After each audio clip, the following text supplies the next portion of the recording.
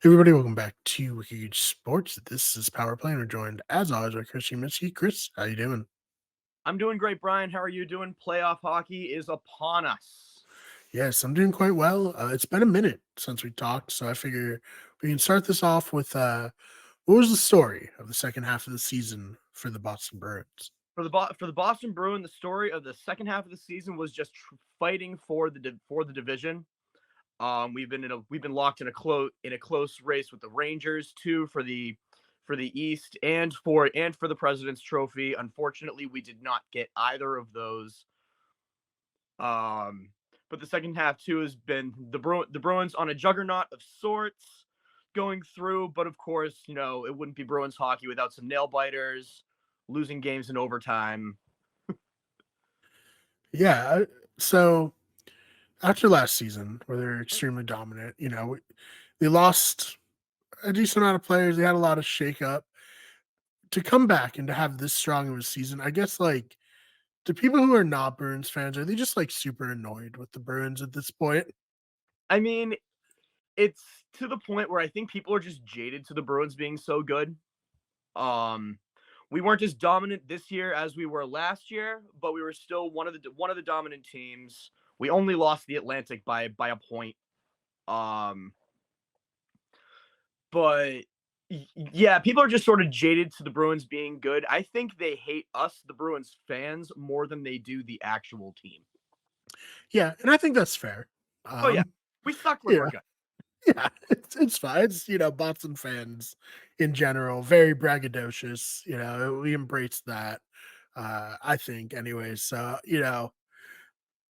sucks to suck. I guess I don't know. Hopefully, people can get over it if they're perturbed. But I do understand it. On the other hand, there. Um, I guess anything else for the end of the season before we get into this playoff preview? A classic matchup. Not so much for the end of the season. Nothing that I'm not going to talk about right now when I talk about the upcoming series. All right, well, let's do it. Let's preview the series, Chris. So it's my ideal matchup. It is the Hmm. Boston Bruins versus the hated Toronto Maple Leafs. Yep. Um, I'm looking very forward to this series. I think maybe Leafs fans are too. Uh, based on We'll see. Yeah. though, a lot of them look a little nervous. They're like, oh, another first round matchup with Boston. How could this possibly go? Yeah. So I mean, history is on the Bruins side. That's for sure. Yes. Uh, so I guess will that continue this year? What do you think? I think so. The Bruins have been very strong against the Leafs this year, which is saying something because the Leafs are a very good team this year. They make me nervous, and I don't like to admit it. But the biggest thing that we have going on them is that we have more depth than them. We have more, I guess, classically good players.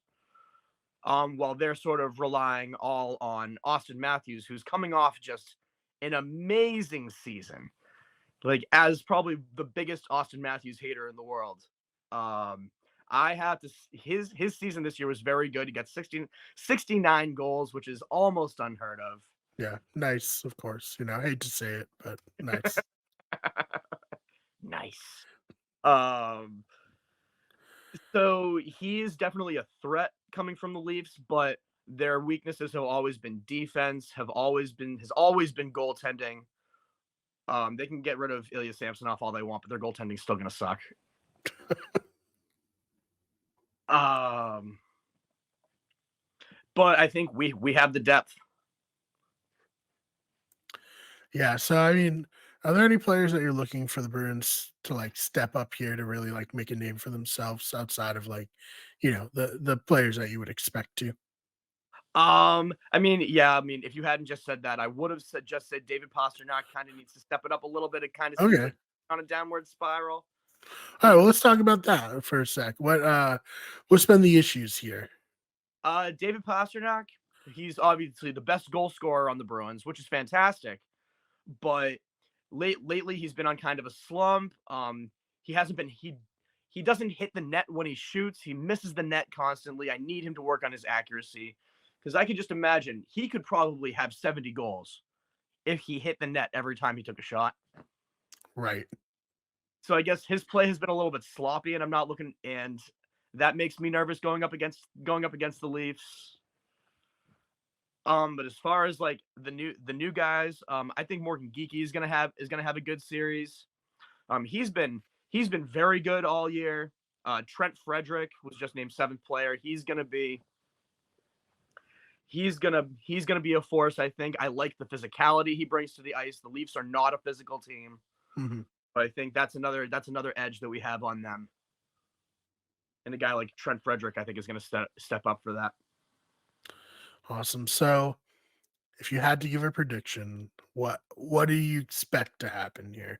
Well, based on history alone, I'm gonna say Bruins in six. Okay, Bruins in 6, hopefully that'll happen again. We'll have to break the hearts of the Maple Leafs once again, but, I don't want to will a game seven into existence by predicting it in seven. right. Oh, man. So, we'll, of course, have continuing coverage as the playoffs go on. We're gonna try to hit the hockey and basketball playoffs pretty hard on the channel. We've been a little, you know, out of it for a bit, but we're gonna hit the ground running, get back to it, and it's an exciting time to have the Bruins and the Celtics. Both looking good, both playing in the playoffs at the same time as we go into summer here. So be good stuff, Chris. Anything else before we get on out of here? I guess just a couple of more things. I need to give my heartfelt tribute to Jack Edwards, Yes. who has been the voice of the Boston Bruins for the last as long as I can remember, at least. Yeah. Right. Like as It's gonna long as we've been conscious. He's not dead, but he, he is retiring. I'm very sad about that. Bruins broadcasts are going to be weird Mhm. without there. And I guess just the last bit of thing, just to close up a continuing story that we had, the Arizona Coyotes are moving to. Yes. Yeah. So the Utah Coyotes or the Salt Lake City something else.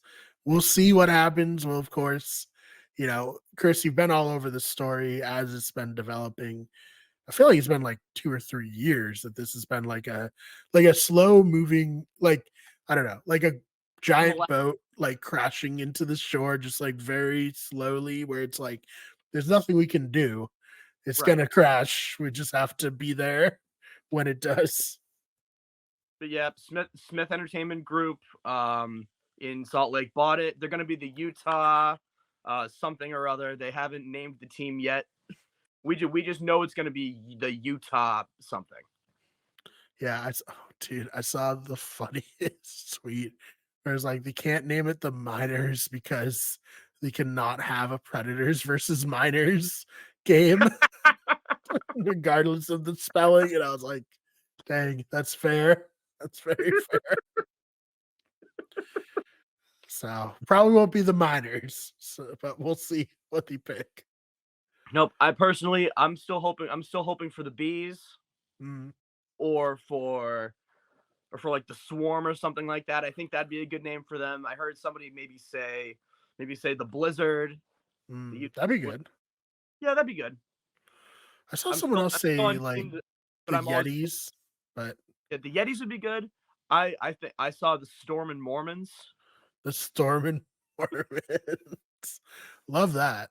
Oh yeah, me too. Um, Never gonna happen, but you no. know. What's BYU? They're like the Cougars, right? But people call them the Storming Mormons as like a joke because it's a Mormon school. Oh, that's a BYU. Yeah. Yeah, So something like that, maybe. that's the closest we'll ever get to having that as a real name. But yeah, we've been joking a little bit. We feel bad for Arizona Coyotes Oh yeah, fans. it sucks for them. The fans. It isn't the fans' fault. The more that I've looked into it, it's been 100% ownership. Right. I think the only worse owner than Alex Morello in sports might be John Fisher. Okay. So yeah, throw the gauntlet down there. But yeah, it sucks. Like we've never, I mean, the Whalers, sure, but that was before our time and not like necessarily our team. As sad as I am that there's not the Hartford Whalers anymore. Um, we haven't really had to have that happen in Boston, so I can't imagine how that feels. Although my mother and father just got back from an extended trip to Arizona, and they brought me back a whole bunch of Coyotes stuff Oh, because that's cool. my Yeah, dad went to a game at the Mullet. right. And he was like, "Yeah, it's terrible. It's a good thing they're moving." But now I have this awesome collector's gear that's gonna be worth something in a few years, maybe. Right, yeah, and this is, like, the last chance to actually get it. Like, Yep. it's all over. eBay, I guess, in the future, but yeah, it's all over for now, so feel bad for the fans, but yeah, we'll be covering it as, Utah decides on their name and all of that, and, yeah, other than that, Chris, where can they find you online? I guess the best spot's probably gonna be on TikTok. That's at Chris Uminski. Um, Still haven't deleted my Twitter account yet. That's at Chris_Uminski. I'm calling it Twitter. I don't care who you are. Yes. Yeah, you can find me also, on TikTok, Wicked Good Everything, Wicked Good Sports, I post stuff occasionally, not as much as I was, but, it's all cyclical as I do different projects, I am also still on Twitter at the fake BMR, BMARR. I did delete it off of my phone though. I'm trying to wean myself off. I probably won't ever delete my account, but try not to be as involved in the cesspool that Twitter X has become in the last like year or so. Just kind of an unpleasant place to spend time online. Yep. It's like 4chan, but with rules. Right. Yeah. Some rules. That can be bent depending on who you are, it seems. But yeah, other than that, all the channels is Wicked Good Sports. We have Wicked Good Everything and Better Radio. Please check all of those out. Chris, thank you so much for your time. All right. Thank you. We will see you all in the next one.